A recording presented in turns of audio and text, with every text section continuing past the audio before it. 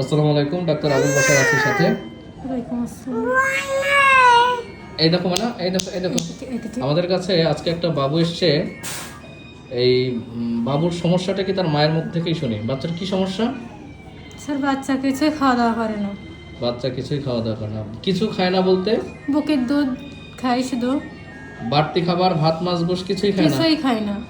আচ্ছা, বুকের দুধই কি বারবার খায়? বুকের দুধই বারবার খায়। আর ওর বয়স কত? এই 24 মাস। 24 মাস।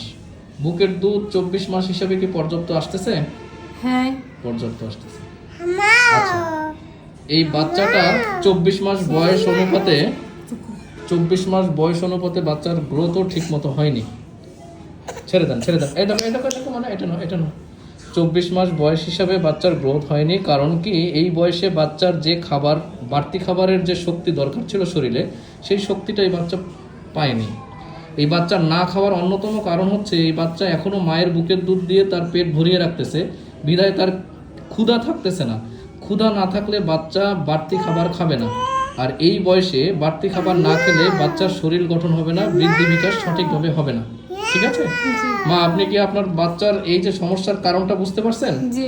সুতরাং বাচ্চাকে মায়ের বুকের দুধের পরিমাণ আস্তে আস্তে কমায় নিয়ে আসেন। বাচ্চার পেটে খিদা থাকলে বাড়তি খাবার অফার করলে বাচ্চা খাবে।